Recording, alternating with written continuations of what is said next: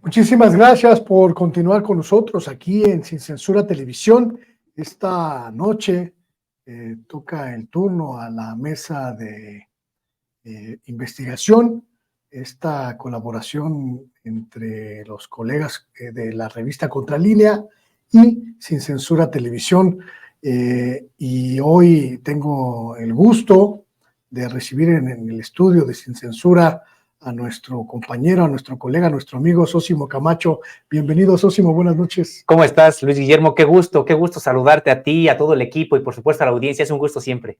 Muchísimas gracias, Sósimo. Hoy con dos temas que traen en la agenda en la revista Contralínea. Uno de ellos me parece además crucial, fundamental, este cambio en la correlación, este cambio en la dinámica de la lucha contra las drogas que se plantea a partir de la visita del presidente López Obrador a Colombia, y en la que ambos mandatarios pues proponen un cambio de lógicas. No sé si le guste a Estados Unidos, pero lo proponen y es muy interesante.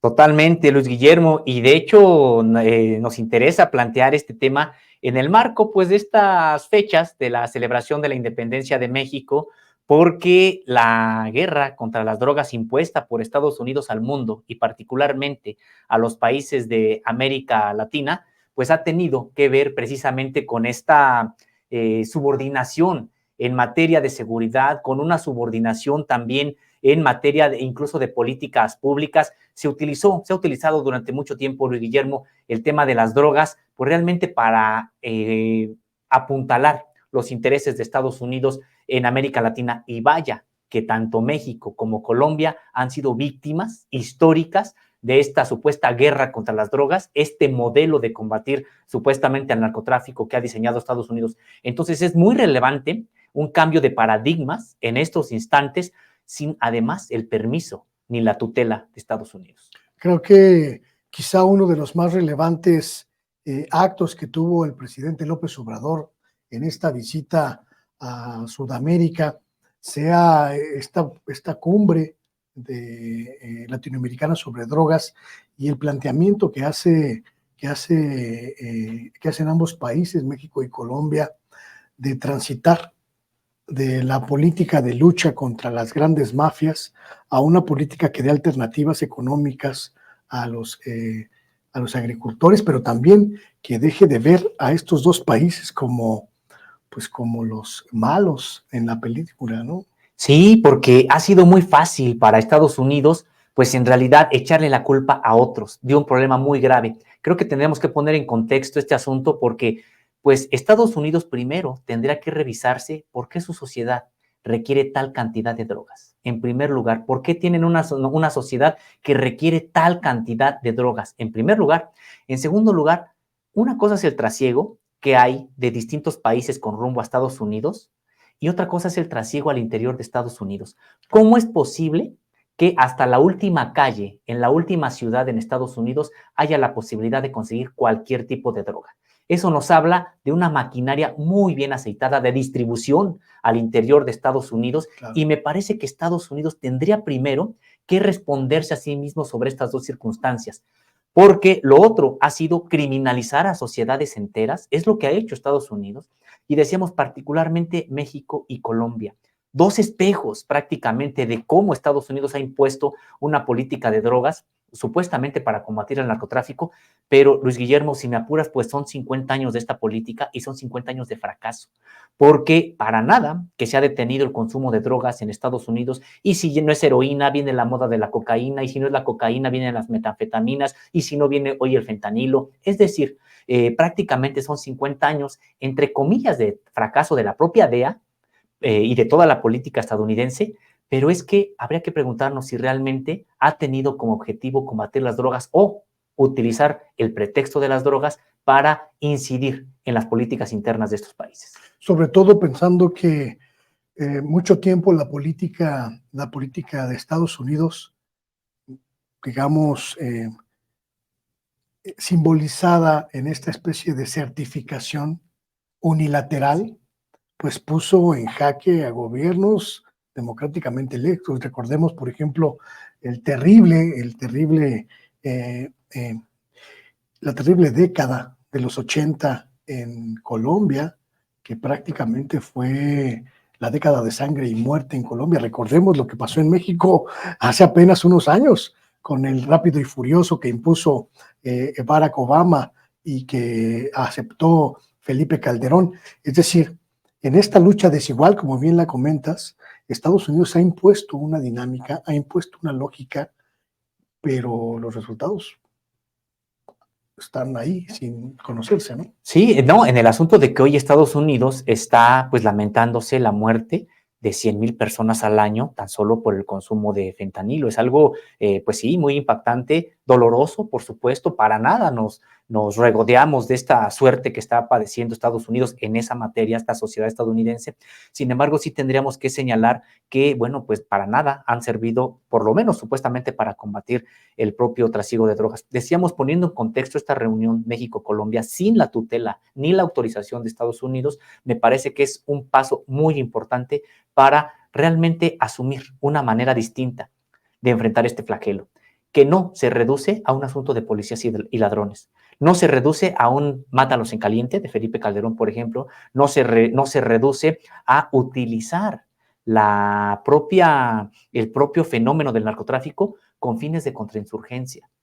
Ahorita si quieres volvemos a ello, Luis Guillermo, sino aquí de lo que se trata precisamente es de atacarlo de manera integral. Y para poderlo atacar de manera integral, pues me parece que este paso que están dando, ojo, es México y Colombia, pero no solo.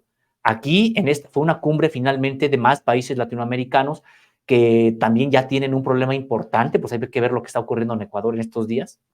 Tienen un problema también importante en ese sentido, pero me parece que de entrada pues se le está apostando por atacar las causas de este fenómeno, atacar las causas sin descuidar tampoco pues lo que tiene que ver con la cuestión punitiva, es decir, detener a aquellos que están en flagrancia, detener a aquellos que se ha identificado, hacer labores de inteligencia en materia de lavado de dinero, todo eso tiene que ser de manera integral, pero me parece que lo principal son las causas y dos, considerarlo también un asunto de salud. Entonces, esto de hecho, desde hace mucho tiempo, por analistas independientes realmente en materia de seguridad nacional, de narcotráfico, es algo que habían recomendado a México y a toda América Latina y a Estados Unidos, pero pues siempre con la idea de que Estados Unidos es el que marca esta agenda, pues no había tenido la oportunidad. Por eso me parece incluso, Luis Guillermo, que no se le ha dado el suficiente valor en los propios medios de comunicación a esta cumbre, porque prácticamente están modificando toda una manera de combatir el narcotráfico que impuso Estados Unidos desde hace 50 años al propio continente. De lograrse esta nueva política, de llevarse a cabo, de implementarse, incluso, aunque no sean en su totalidad, me parece que va a ser un cambio significativo y ya como bien apuntabas tú, para nada que le va a gustar a Estados Unidos, pero realmente es la vía para encontrar una solución a esto. Creo que los dos presidentes latinoamericanos fueron muy enfáticos en sus sentencias en esta cumbre, estimado Sósimo. El presidente Gustavo Petro planteó, sin ningún eufemismo, el fracaso completo, total, de la política internacional de Estados Unidos en materia de drogas, y el presidente López Obrador fue todavía más allá y le dijo abiertamente hipócritas a los estadounidenses como punto de partida y como punto de ruptura con esta lógica que tú comentas, ¿no? Así es, y es que precisamente ya no van a tener tampoco esta bandera. En caso de que esto, obviamente no es algo que se acabe de la noche a la mañana, es algo que se tiene que implementar y que se tiene que desarrollar, aplicar en el transcurso de los años, pero incluso esa bandera de que son criminales, porque criminalizaron a toda una sociedad. Prácticamente se criminalizó a la sociedad colombiana y a la sociedad mexicana, y hay que recordar las campañas electorales en Estados Unidos hoy prácticamente diciendo que son los migrantes los que introducen el fentanilo. Aprovecho aquí incluso pues para destacar una investigación de nuestro colega José Reyes, en el que con información del interior de Estados Unidos está claramente demostrado que son ciudadanos estadounidenses los que mayoritariamente ingresan el fentanilo a Estados Unidos, y no lo hacen por túneles, no lo hacen con drones, lo hacen por las garitas legalmente establecidas, y eso está aceptado incluso por las propias instituciones de Estados Unidos. En ese sentido, pues sí, comentar que tienen por eso una gran responsabilidad. Para nada, ni son los migrantes, ni tampoco son los mexicanos como sociedades enteras o los colombianos. Otro asunto, Luis Guillermo, que está ocurriendo con esta situación es de que vemos cómo abundan los, entre comillas, estudios de la DEA, porque realmente cuando uno se mete a analizarlos, vemos que tienen una intención política. No es de que no tengan información, claro que tienen información muy importante, pero generalmente tienen intención política. Y todo se reduce a decir que es el cártel Jalisco Nueva Generación, el cártel de Sinaloa, las reminiscencias del cártel del Golfo, que son lo que queda de los Zetas, lo que queda del nuevo cártel de Juárez o el de Tijuana, los que prácticamente controlan el trasiego de drogas, no solamente a través de México, sino incluso al interior de Estados Unidos. Claro. Y tú dices, híjole, ¿realmente Estados Unidos le deja a otros ese gran negocio que representarían su propio territorio, el trasiego de drogas? Ahora resulta que son tan duchos los integrantes del crimen organizado mexicano que son imposibles de detectar allá al interior de Estados Unidos. Pues no, entonces me parece que también a eso se refiere el presidente de México cuando habla de esta gran hipocresía con respecto del trasiego de drogas. ¿Tú crees que esta postura de los dos países pues, más estigmatizados por Estados Unidos en su lucha aparentemente contra el narcotráfico logren cambiar la dinámica, por ejemplo, de la DEA? ¿Logren cambiar esta política de intervencionismo abierto y flagrante de instituciones como esta? Pues, Luis Guillermo, yo creo que ya la están cambiando. Me parece que todavía los resultados no se ven y también es algo que no le interesa destacar a los grandes medios de comunicación. Recordarás que precisamente con el cambio a la Ley de Seguridad Nacional en este país en el primer año de gobierno y luego después un reforzamiento hace apenas que será cosa de 3, 4 meses, pues expulsó a los agentes de Estados Unidos que ya estaban cometiendo incluso ilícitos. Claro. Es impresionante en leer la propia exposición de motivos de esta ley que fue cambiada, la Ley de Seguridad Nacional, porque de manera clara se dice, agentes extranjeros estaban cometiendo delitos, incluidos el secuestro, por ejemplo. Estaban metidos ya en delitos que tienen que ver con el propio trasiego de drogas. Entonces, recordarás aquella campaña en contra de que se expulsaran a estos integrantes de la DEA y de otras corporaciones que hay en Estados Unidos. Nosotros documentamos 13 agencias estadounidenses con presencia en México en su momento durante el sexenio de Enrique Peña Nieto. No solamente era la DEA, ni el Servicio Secreto, la CIA, sino muchas otras. Fueron expulsados. Y recordarás esta campaña, incluso en algunos columnistas, de estos periodistas supuestamente expertos en materia de seguridad nacional, que su expertise venía de lo que le filtraban los propios grupos de Genaro García Luna a ellos, ¿no? Pero bueno, se pusieron, recordarás, pues muy violentos, me refiero a la manera de criticar, diciendo que cómo era posible que México expulsara a la DEA, y había varios de ellos que decían que en México prácticamente íbamos a vivir una suerte de enfrentamientos armados en todas las calles, etcétera, porque ya no iban a estar cuidándonos los sacrosantos de la DEA. Entonces, me parece que ya ha habido cambios, este es uno, y me parece que Colombia va en ese mismo sentido. Es algo, decía yo, te decía Luis Guillermo, que me parece muy importante que no se ha sopesado lo suficiente ni en medios de comunicación. Yo creo que en la academia lo hará, ya siempre va un poco más atrás porque tiene otra manera de analizar las cosas. Lo empezarán a sopesar porque sí se trata de un cambio de paradigma muy importante y me parece que lo están logrando simple y sencillamente cambiándole, poniéndole otro juego, otro tablero al propio Estados Unidos, porque en México, en el caso, expulsó ya a la DEA. No quiere decir que se acaben los acuerdos, pues no, sigue habiendo acuerdos de intercambio de información, etcétera, pero hay que recordarlo, la DEA aquí ya realizaba operativos sin siquiera avisar a las autoridades mexicanas. Claro. Y en una abyección realmente vergonzosa, el gobierno de Felipe Calderón les dio la oportunidad de incluso encabezar operativos armados en territorio nacional, algo que lo prohíbe la Constitución. Entonces, me parece que es importante recuperar esta soberanía en materia de política, de seguridad y antidrogas, y yo creo que tanto Colombia como México, por la vía de los hechos, de manera pacífica y con un trabajo político que me parece fino, pues sí, están poniéndole un dique a Estados Unidos. Esta sumisión, esta supeditación del gobierno mexicano a la política antidrogas de Estados Unidos llegó a su punto culminante, Sósimo, en la era de Felipe Calderón y Enrique Peña Nieto. el plan Mérida, la iniciativa Mérida que impulsó Hillary Clinton y que impulsó Barack Obama, prácticamente puso de rodillas a las instituciones mexicanas y permitió la intervención, como bien dices, flagrante, abierta de las instituciones, no solo la DEA, el Departamento de Estado también, el FBI incluso en México, y también permitió pues una intromisión total por parte del gobierno de Estados Unidos en estas circunstancias. ¿Cómo ha operado el cambio que se planteó en el gobierno de López Obrador y qué tan exitoso ha sido este proceso de emancipación, que le llamo yo, de la lógica estadounidense? Pues me parece que en este terreno es muy importante. Habrá otros que es más difícil, la cuestión económica, otro tipo de situaciones que pues México de manera, podríamos decir que histórica, tiene una serie de dependencia frente a Estados Unidos, pero en esta materia de seguridad me parece que se ha avanzado de manera importante. Pues recordar que precisamente, ya bien lo comentaba Luis Guillermo, durante este sexenio, en primer lugar el de Felipe Calderón, cuando prácticamente se acepta esta propuesta de guerra contra las drogas, recordarás que Felipe Calderón nunca, como candidato, llamó que iba a haber una guerra contra las drogas, nada por el estilo, no se le había ocurrido absolutamente nada.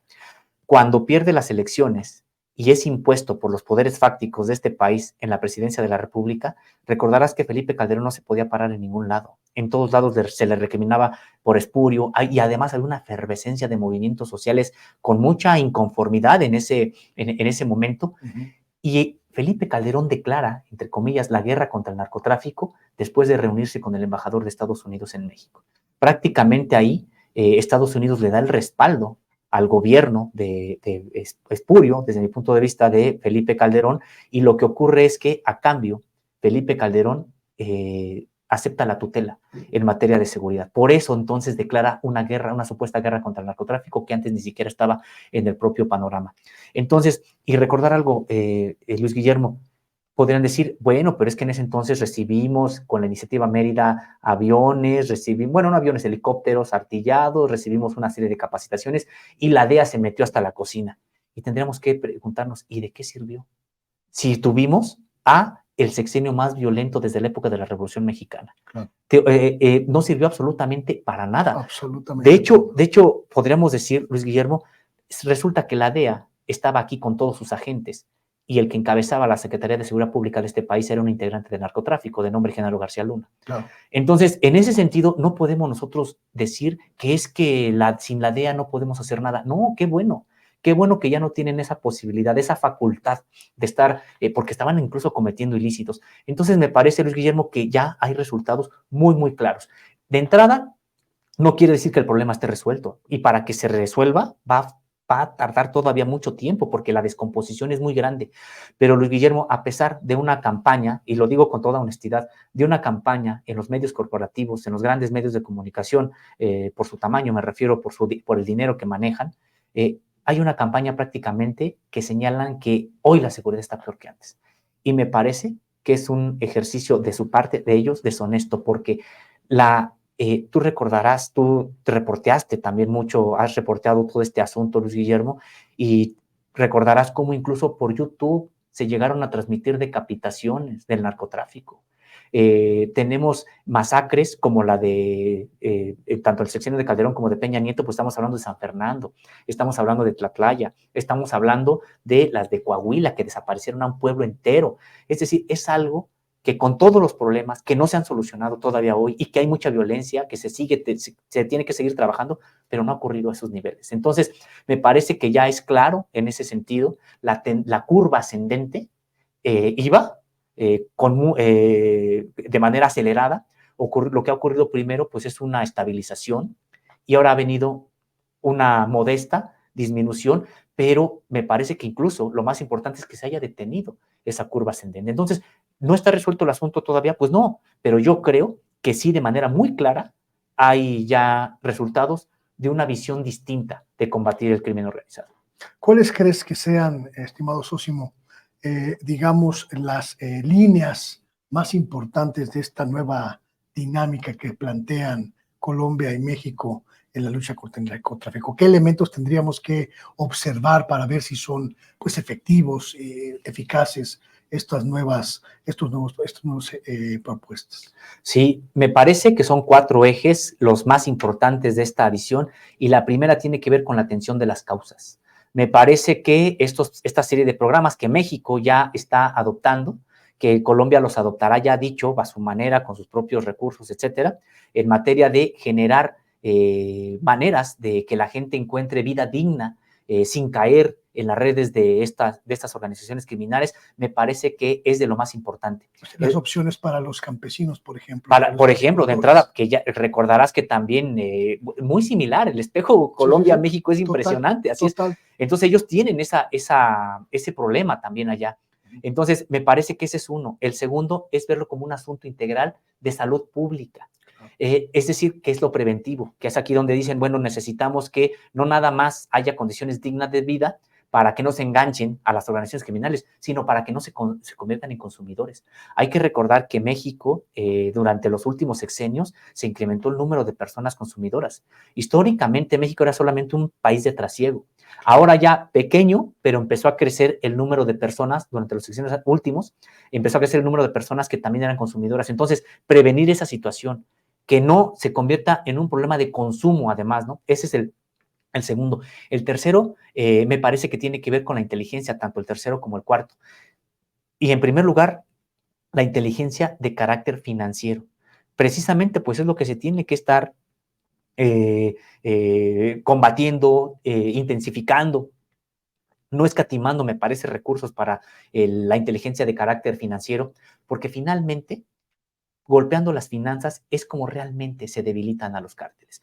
No es tanto golpeándolos en enfrentamientos armados, deteniendo al capo X, que entonces llega al capo Y, etcétera.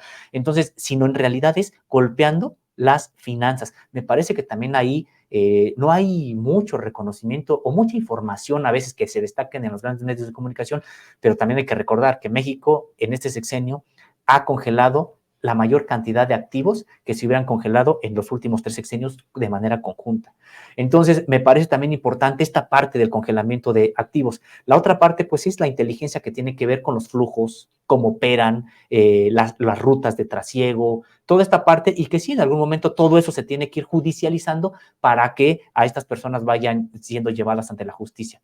Me parece que eso es lo más importante, y sí es precisamente un cambio de paradigma, porque incluso aquí ni siquiera estuvo presente Estados Unidos. Y no solamente desde el punto de vista simbólico, sino también por la vía de los hechos, los países latinoamericanos reunidos dijeron, no necesitamos que nos vengas a dar alguna directriz, no necesitamos incluso que nos digas cuáles son tus propios intereses con respecto del trasiego de drogas. Nosotros, de manera autónoma y soberana, decimos que podemos combatirlo aquí. ¿Te sumas? Y ya veremos qué es lo que sigue, porque además van en bloque. Ahora, América Latina va a negociar en bloque con Estados Unidos la propia política antidrogas. Entonces, por eso decía Luis Guillermo que me parece que fue es un tema muy importante que no ha estado todavía bien aquilatado ahí en los medios. ¿Crees que ha sido eficaz en términos generales la política del gobierno del presidente López Obrador? Hay quienes hablan, escuchábamos a nuestros analistas recientemente hablar de una política de brazos caídos en materia de procuración de justicia. La Fiscalía prácticamente en este sexenio no ha hecho un trabajo relevante. Incluso desconocíamos, hablábamos ayer en la coyuntura informativa de los días actuales, hablábamos de que incluso desconocemos si hay alguna investigación en torno de Emma Coronel, la esposa de El Chapo Guzmán, y planteábamos que, bueno, quizá la política antidrogas de México fue eficaz en términos de humanizar esta mirada para atender las causas, pero ineficaz en materia de procuración de justicia. Yo ahí lo que pienso, Luis Guillermo, es que no todas las instituciones van al mismo ritmo. Es muy complicado que todas las instituciones vayan al mismo ritmo, y aquí en el caso de la Fiscalía General de la República, sí, también particularmente siento que ha faltado un trabajo que acompañe a la propia, los esfuerzos de procuración de justicia que están en la cancha del Ejecutivo Federal, me refiero de manera directa a la Secretaría de Seguridad Pública, las Fuerzas Armadas, porque hay que recordar también algo, Luis Guillermo, no solamente es la Procuración de Justicia la que no está, podríamos decir, acorde o al mismo ritmo, la Fiscalía General de la República, sino también el propio Poder Judicial.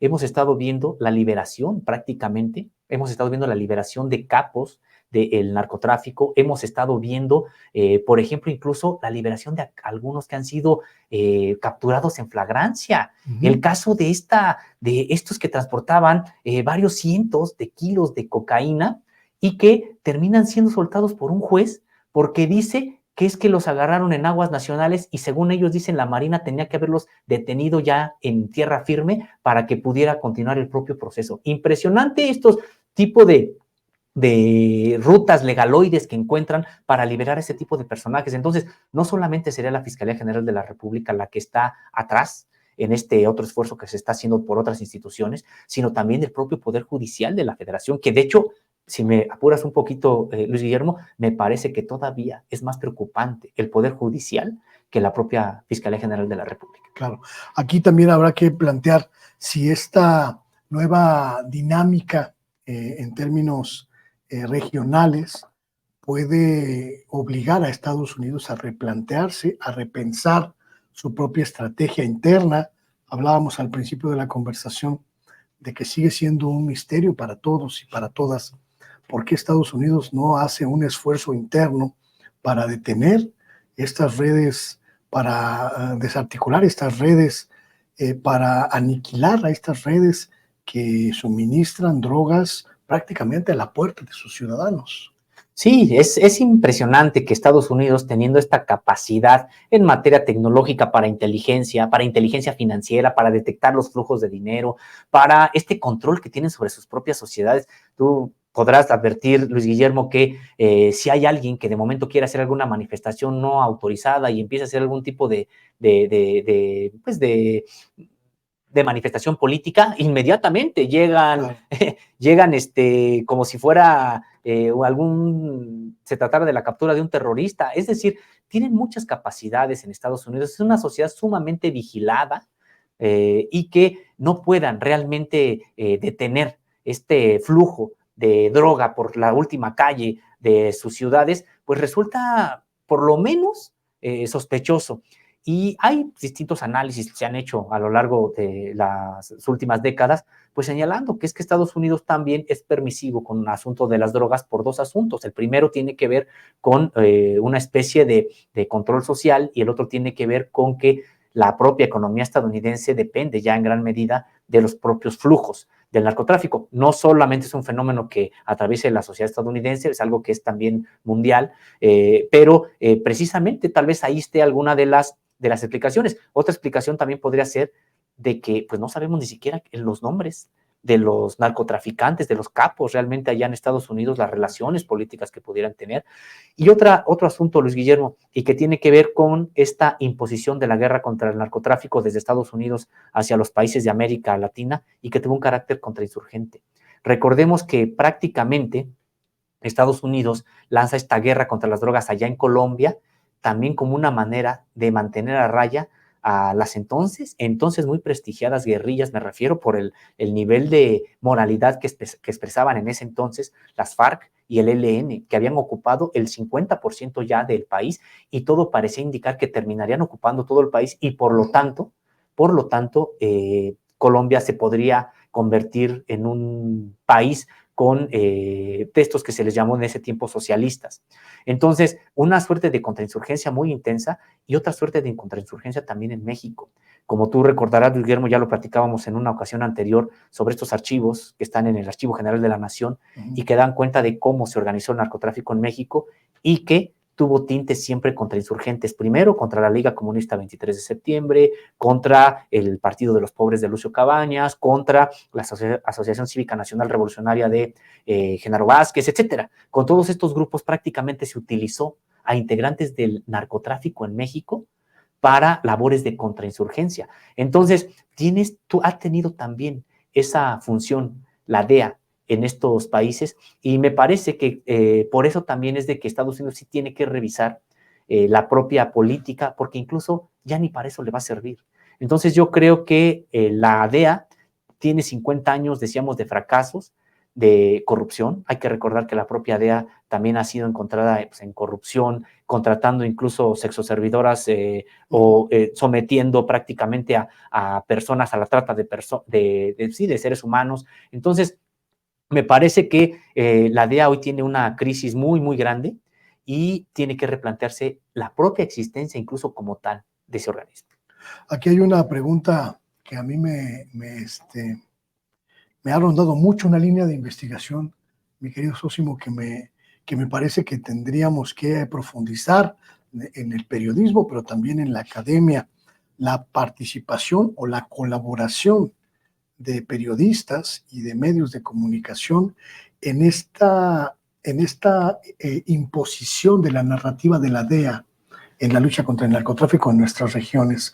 Muchos periodistas y muchos medios de comunicación, como ya lo mencionabas antes, que prácticamente se asumieron como voceros de la DEA, incluso a contracorriente de la soberanía mexicana en muchos casos, y que nos impusieron una narrativa en la cual esta institución era prácticamente impoluta, prácticamente la única posibilidad de verdad en lo que estaba pasando en nuestros territorios, y que cuando hemos ido descubriendo que se trataba más de una imposición política, pues han guardado silencio, ¿no? Totalmente, Luis Guillermo, pues das en el clavo de una situación muy... No voy a decir nombres, pero desde aquí los estoy viendo y saben quiénes son, incluso quienes comparten mi apellido. Pues sí, a eso también yo me refería con qué animosidad se escandalizaron por la salida de la DEA y decían precisamente que México se iba a sumir en una violencia inaudita como no la habíamos conocido antes, etcétera, de hecho muy molestos y también al unísono, es decir, de manera coordinada. Prácticamente la propia DEA les decía pues que era momento de que la defendieran. Muchos de estos periodistas a los que la DEA los alimentaba con algunos datos para pues encumbrarlos en algunos medios de comunicación y que entonces así generaban entre comillas prestigio y que pues ahora prácticamente les dijeron que salieran en su propia defensa. De hecho, no sé si recordarás, Luis Guillermo, que precisamente en una conferencia de prensa del presidente de la República se refirió a este hecho, López Obrador, diciendo que había una serie de periodistas que estaban defendiendo con todo a la DEA, que parecía que incluso eran parte de la DEA. Habría que ver cuántos en realidad periodistas son informantes, en realidad también de estas agencias, porque, ¿sabes? Así lo hacen. No solamente la DEA, tenemos conocimiento de, por ejemplo, el FBI o la CIA, que en algún momento a cambio de información y trato informativo con determinados periodistas, les ofrecen pues que a cambio de información ellos también les dan información, es decir, pues se convierten en informantes de estas agencias. Habría que ver cuántos hasta libros han escrito, ¿no? Con la información que les provee la DEA, pero ¿a partir de qué? Pues a partir de la relación que tienen. Hay un obstáculo en esta dinámica, no vamos a decir nombres, mire, ¿para qué? Usted ya sabe quiénes son, tampoco le vamos a dorar aquí la píldora. Hay una serie de obstáculos en esta idea de imponer una nueva dinámica regional. Colombia tiene hoy quizá uno de sus momentos más críticos, con la posición muy endeble del presidente Gustavo Petro y las fuerzas internas que buscan derrocarlo. En el caso del presidente López Obrador también ha luchado a lo largo de todo el sexenio por contraponerse a estos poderes fácticos que en algunos casos están vinculados también con el crimen organizado. Sósimo, ¿qué tanta expectativa de éxito puede tener este esfuerzo regional, este esfuerzo conjunto, tomando en cuenta que esas fuerzas fácticas siguen operando en ambos países? Y son muy poderosas, sumamente poderosas. Pues me parece, Luis Guillermo, que la moneda pues estará en el aire, precisamente porque no hay manera de, por ejemplo, de saber si Gustavo Petro incluso terminará su propio periodo luego de estos escándalos que han ocurrido alrededor de su hijo, etcétera. Toda esta parte que a mí me parece también muy armada, más allá de las propias responsabilidades que pudiera tener el hijo de Gustavo Petro, sí me parece que se trata de una cuestión armada, incluso probablemente desde antes de que asumiera la propia presidencia Gustavo Petro, y que, pues sí, hay estas fuerzas de las oligarquías locales, pero me parece incluso que México también en ese sentido está pues sirviendo de ejemplo, y lo digo con humildad, no me refiero de ejemplo de cómo incluso pues se puede mantener a raya a estos intereses que son muy poderosos. Si hay oligarquías poderosas en América Latina, pues están en México, ¿no? Claro. Sin minimizar a las otras son muy poderosas, retrógradas y lo que sabemos, pero las oligarquías mexicanas se adquirieron una gran relevancia en todo el continente a partir de su relación con las oligarquías en Estados Unidos. Entonces, ¿y qué ha ocurrido? En el 5º año de gobierno de Andrés Manuel López Obrador, la popularidad del propio presidente pues está a niveles realmente muy cercanos a como inició. Y si me apuras tantito, Luis Guillermo, en una de esas y termina igual que asumió o superior. Esto es un fenómeno muy particular, porque habría que ver qué gobierno, ya no en la historia de México, sino de otras partes del mundo, al 5º año de gobierno tiene esos niveles de popularidad. De manera natural, hay un desgaste en el ejercicio público. Entonces, si hay veces que a los 3 años ya tienes una popularidad inferior a la mitad, ¿no? Por ejemplo. Claro. Entonces, me parece que el éxito de este cambio, de esta política, pues tiene mucho que ver con el propio respaldo social que encuentran estos gobiernos. Me parece que ahí está la clave. La participación de instituciones como el Ejército, en el caso mexicano, de las diferentes estructuras militares, en el caso colombiano, pues también ha sido muy cuestionada y puede formar parte también de esta nueva idea de combatir el narcotráfico. ¿Crees que eso sea eficaz? ¿No crees que se ponga en riesgo en términos democráticos la estabilidad de los países? Yo aquí pienso, Luis Guillermo, que en realidad esto ya se dio desde hace tiempo, la militarización del propio país, de México, la militarización del combate a las drogas, y no solamente del combate a las drogas, de todo lo que tiene que ver con el narcotráfico, ya se dio en México, ya se dio desde antes de este sexenio. Y podría incluso decirte algo, Luis Guillermo, se dio no solamente en el combate, se dio en el trasiego. Los cárteles del narcotráfico están militarizados. Hay que recordar que precisamente durante el sexenio de Felipe Calderón, lo que ocurrió fue una carrera armamentista entre integrantes de la delincuencia organizada. Los Zetas, que era el grupo de élite que de manera total, imaginemos este escándalo, de manera total, el grupo aeromóvil de los GAFES, ahorita se me olvida el nombre, el grupo aeromóvil de Fuerzas Especiales. Este grupo aeromóvil de Fuerzas Especiales, de manera total, se pasó. Procedían del ejército. Sí, y se pasó como guardia pretoriana del líder del cártel del Golfo. Ahí empezó la militarización del narcotráfico en México. ¿Qué fue lo que ocurrió? Que el cártel de Sinaloa, al ver esta situación y no quedar en desventaja, fue a contratar caiviles a Guatemala de las fuerzas especiales, y lo que ocurre es de que vemos entonces una carrera ya militar al interior del propio narcotráfico. Esto vendría pues a incrementarse durante el sexenio de Felipe Calderón, y pues vemos entonces prácticamente elementos militares de lleno en el trasiego de drogas. ¿Qué pasó en Iguala con los estudiantes de Ayotzinapa? Que me parece a eso se debe esta desaparición de ellos, pues de que los estudiantes, al tomar un autobús que llevaba drogas, desnudaba prácticamente al batallón. Claro. El batallón estaba metido en el trasiego de drogas. Entonces, me parece que la militarización ya ocurrió desde antes. Y, en efecto, me parece que debe de haber así como hay hoy un programa de la Guardia Nacional, de efectivos militares, que además sea parte de la propia Sedena, toda esta parte también tiene que haber una hoja de ruta también de retiro. Y eso es lo que nos falta. Nos falta también una hoja de retiro, así como hay una hoja para que la Guardia Nacional esté en todo el territorio nacional combatiendo al narcotráfico, también nos falta una hoja de ruta de retiro de esa militarización, en este caso del combate al narcotráfico. Pero tendremos que señalarlo, la militarización ya se dio desde sexenios anteriores y en las dos vías, es decir, tanto en el combate como en la propia ejecución del delito. Es un asunto sumamente complejo porque además involucra instituciones y un escenario convulso todavía, convulso en algunas regiones, quizá ya no con la virulencia que vimos en el sexenio de Felipe Calderón, en el sexenio de Enrique Peña Nieto, pero que todavía tiene muchos flancos de oscuridad en algunos en algunas zonas del país, Sosimo. ¿Eres optimista en ese sentido? Creo que va a costar todavía mucho trabajo y estoy totalmente de acuerdo contigo, o sea, el problema no está resuelto.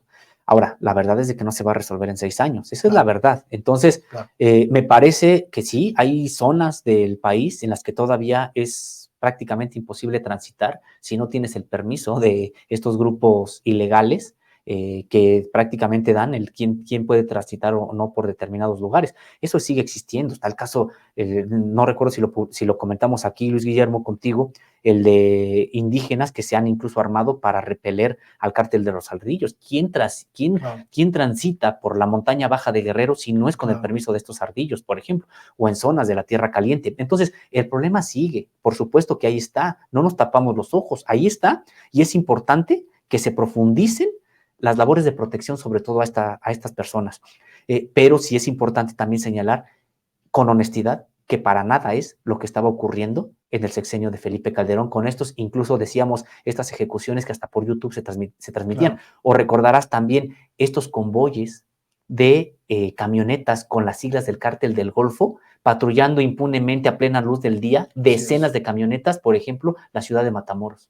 Es decir, este tipo de acciones donde ya el gobierno de facto en varias partes del país lo tenían estos grupos del crimen organizado, me parece que eso no existe hoy, con todos los problemas que hay, que no se han resuelto y que no cerramos los ojos, hay que seguir poniendo el dedo en el renglón. Claro, es una realidad muy compleja. Permíteme cambiar un poco de tema porque Contralínea está pues abordando también otras dinámicas sociales sumamente interesantes. Una de ellas, la deuda histórica con los pueblos indígenas de México. Sosimo, creo que tienen ustedes ahí en agenda una serie de asuntos sumamente importantes en ese sentido. Sí, Luis Guillermo, pues en efecto, de manera permanente Contralínea, pues ha estado siempre interesada en lo que ocurre con los pueblos, tribus y naciones de este país, invisibilizados durante mucho tiempo por los medios de comunicación, hasta la fecha invisibilizados por los grandes corporativos, solamente son motivo de noticia cuando hay problemas, o motivo de folclore, ¿no? A veces la manera de abordar de estos medios corporativos de comunicación, y pues no, los pueblos indígenas son, podríamos decir que no solamente la parte fundamental de la conformación de este país, sino hoy en día pues siguen siendo probablemente un reservorio muy importante no solamente de materia de diversidad cultural, sino de ejercicio político. Y decimos que hay una deuda histórica muy importante. En este sentido, yo creo que no se salda con este gobierno. Me parece que también hay una suerte, me parece incluso de desconocimiento, incluso sobre lo que ocurre con los pueblos indígenas de este país, porque sin dejar de reconocer lo que tiene que ver con los apoyos sociales, el presidente de la República constantemente señala que bueno, pues se les está apoyando como nunca antes en materia de recursos, ya sea a través de alguno de los programas, puede ser, por ejemplo, el que tiene que ver con créditos para la producción, el que tiene que ver con los demás programas para adultos mayores, para comunidad, para alumnos de educación básica, etcétera. Sí, pero esto es una cuestión meramente, desde mi punto de vista, que tiene que ver con la cuestión económica. Y, Luis Guillermo, la deuda con los pueblos indígenas no solamente es económica, es política. Y si uno recorre los principales pueblos, o no los principales, la mayoría de los pueblos, las zonas indígenas, las regiones indígenas de este país, uno se va a encontrar con una demanda que hoy prácticamente está olvidada de las élites, la autonomía. Y me parece que ese es el gran pendiente que deja el actual gobierno. Hay que recordar que tenían la bandera, el actual gobierno, de también llegar e impulsar los acuerdos de San Andrés, algo que ya ha quedado prácticamente fuera de la agenda. ¿A qué se debe este olvido? ¿Ha sido incapacidad del gobierno de López Obrador o ha sido que la agenda inmediata de rescatar de la pobreza, digamos, sofocó el resto de las necesidades? Pues yo creo, Luis Guillermo, que son también enfoques distintos. El gobierno mexicano actual, con todo y lo que podamos nosotros, por supuesto, señalar de los avances que hemos estado reconociendo, finalmente hay una parte que no compagina con estas demandas de autonomía, porque las demandas de autonomía, llevarlas no solamente a la práctica, sino a las propias leyes, vendría a dificultar algunos de los propios proyectos que este gobierno ha impulsado, por ejemplo, el Tren Maya, por ejemplo, el corredor transísmico, toda esta parte del transísmico desde, bueno, que atraviesa Oaxaca y la parte de Veracruz. Entonces, me parece otro este plan en Sonora, por ejemplo, para la energía fotovoltaica, energía solar. Por ejemplo, también podría entorpecer el Plan Integral Morelos, que está precisamente en Morelos y que tiene que ver con esta serie de ductos para gas y para petróleo, etcétera. Entonces, me parece que tuvo que ver eso con una suerte de postergación de esta bandera de los acuerdos de San Andrés, que hay que recordarlo, pues era parte de las propias promesas dichas públicamente, de hacer realidad los acuerdos de San Andrés. Entonces, me parece que hubo ahí ciertos escollos en esta materia y por eso permanece esta deuda histórica con los pueblos indígenas. Decíamos, desde el punto de vista económico, pues es importante, qué bueno que hay estos programas que están llegando además a estas comunidades. Ahora, me parece que sí es importante que se retome lo de los acuerdos de San Andrés, que finalmente es el respeto a los derechos y la cultura indígenas de este país. Y creo que eso va a quedar pendiente. En algunos casos, por ejemplo, ahora que lo mencionas, el Tren Maya, el gobierno de López Obrador, pues ha entrado en conversaciones con los grupos indígenas, con las comunidades mayas, principalmente, que en algunos momentos se opusieron o exigían explicaciones y también información respecto del proyecto, y se lograron tender acuerdos con ellos, pero esto me parece que entonces no ha sido suficiente. El asunto, por ejemplo, con el Tren Maya, me parece que hay, con respecto de la propia aprobación de los pueblos indígenas, recordarás que hubo una consulta. Sin embargo, fue una consulta que también hay que señalarlo. No fue una consulta que estuviera en el marco de lo que marca el propio convenio de México con la UIT, precisamente para pueblos, tribus y naciones indígenas. ¿En qué sentido? En el que fue una consulta abierta a toda la población, independientemente de si eran los dueños o no de las tierras. Claro. Exactamente. Entonces fue una claro, consulta abierta a todo mundo. Me parece que hubiera sido distinto el propio resultado si se hubiera consultado solamente a los dueños precisamente de ese territorio indígena, que eran las comunidades mayas. Entonces, creo que en ese sentido no debemos de tenerle miedo a avanzar en la autonomía hacia los pueblos indígenas.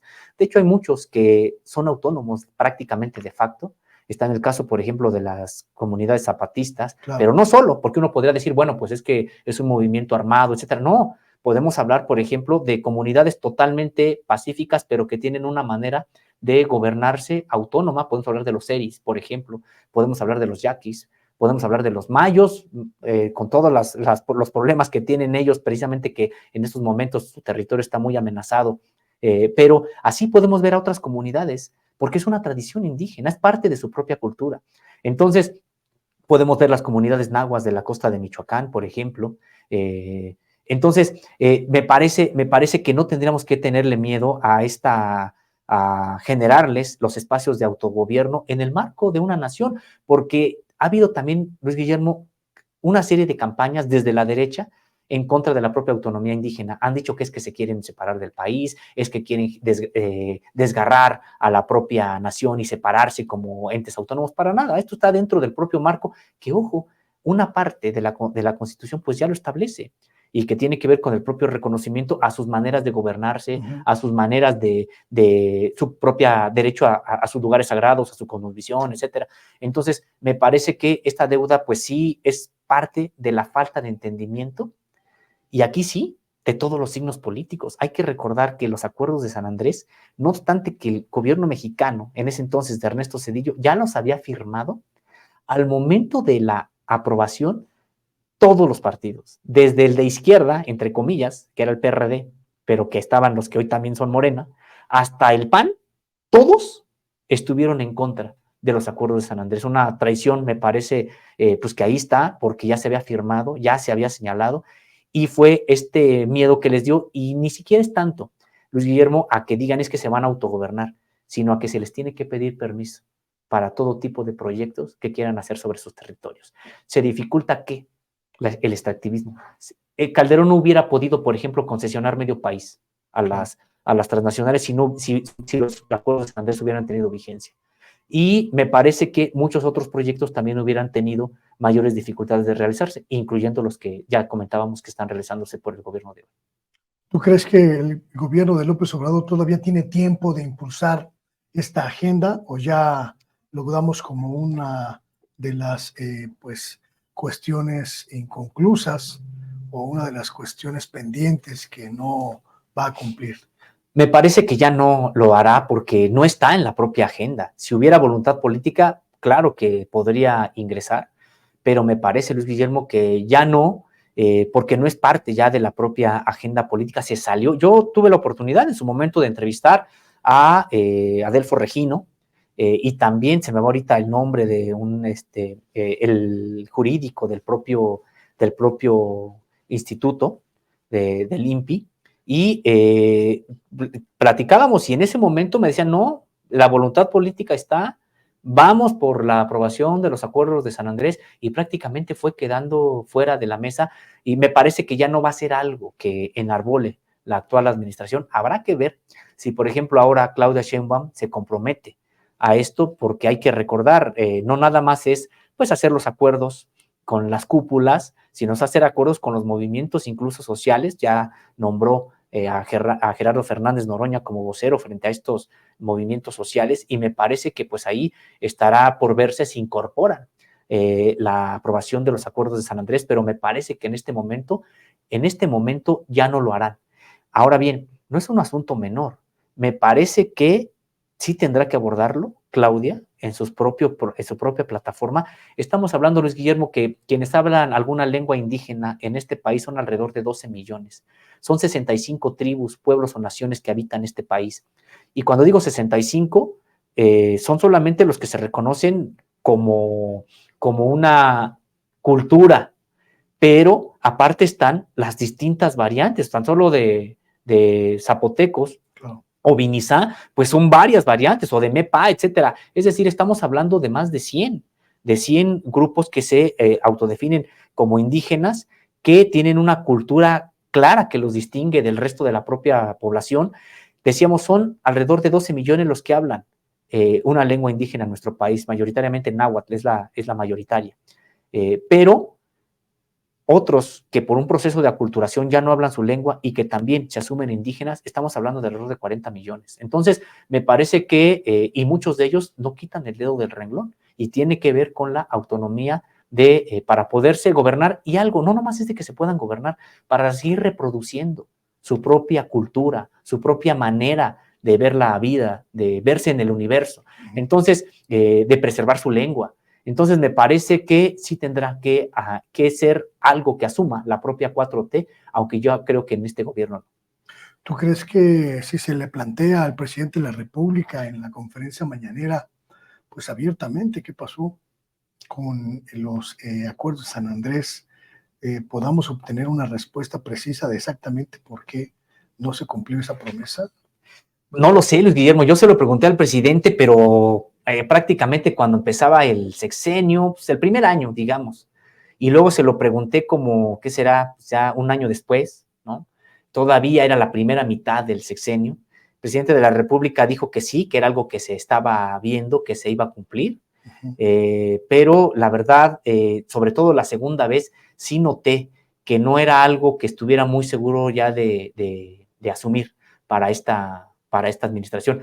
Y de tal suerte, tuvimos después las entrevistas con Adelfo Regino, y él nos decía, sí, miren, ya van muy avanzadas las pláticas, y estaban habiendo pláticas con varias comunidades indígenas, precisamente para avanzar en una iniciativa, y pues después todo quedó prácticamente en nada, todo se apagó. Ahora, ha habido desencuentros importantes también, claro, y yo creo que tiene que ver con esto. Ahora, esto no tampoco deja uno de reconocer, por ejemplo, lo que está ocurriendo con la tribu yaqui. La tribu yaqui tiene autonomía de facto, también reconocida, digamos, desde la época del general Lázaro Cárdenas, y creo que es muy importante lo que está ocurriendo. La recuperación de tierras ahí es impresionante, y eso también hay que reconocerse. De hecho, me parece que la política del propio gobierno federal no ha sido vamos a generalizar y hacer el cumplimiento de los acuerdos de San Andrés, sino vamos a ir resolviendo problema por problema. Entonces, están resolviendo el asunto de los yaquis y ahora a mí me pareció muy importante la resolución en gran parte del tema de los huirrárica o huicholis o yaquitari, pues. Recordarás que se vinieron en marcha caminando hasta el Zócalo de la Ciudad de México, no tenían mucha expectativa de que fueran recibidos en Palacio Nacional por el presidente, sí lo recibieron, sí fueron recibidos, y pues ya recuperaron gran parte del propio territorio. Entonces, me parece que el presidente ha ido, como que el asunto de los seris, ¿no? Además. Pero la verdad es de que muchos quedan fuera. Por ejemplo, los mayos. El asunto de los mayos a mí me parece incluso triste porque los mayos siempre se reconoce a la tribu yaqui de, pues, el sacrificio que tuvo y que precisamente así es como han recuperado su autonomía y como hasta la fecha siguen siendo reconocidos. El caso de los mayos, Luis Guillermo, es muy similar al de los yaquis. Sufrieron lo mismo, pasaron por lo mismo, y los mayos ni siquiera tienen el reconocimiento en la historia, ni siquiera tienen el reconocimiento en la cultura popular, porque hoy uno dice yaqui, pues sí, los yaquis ejercen su autonomía, etcétera, y los mayos que pasaron por lo mismo, que sufrieron lo mismo, prácticamente no tienen reconocimiento de su territorio. Entonces, me parece que una aprobación de los acuerdos de San Andrés vendría pues a darle herramientas a todos los pueblos por igual y ya no ir atacando caso por caso, porque pues va a ser un asunto de nunca acabar. Este es un asunto que tenemos que plantear, es una parte de la agenda que no podemos dejar, por lo menos de saber qué le pasó en este sentido, mi querido Sosimo. Te agradezco muchísimo esta conversación con Sin Censura Televisión, esta colaboración entre Contralínea, la mesa de investigación de Contralínea y Sin Censura Televisión. Nos vemos pronto. Claro que sí, Luis Guillermo, ha sido un placer, es un gusto siempre estar con la audiencia, estar con el equipo. Muchas gracias por esta amabilidad. Los espacios de Contralínea, Sosimo. Pues sí, estamos en www.contralinea.com.mx. También tenemos un noticiero que transmitimos por YouTube y Facebook de lunes a viernes en punto de las 10 de la mañana, Contralínea, periodismo de investigación. Y también tenemos una mesa de análisis los lunes, miércoles y viernes en punto de la 1 de la tarde y hasta las 2.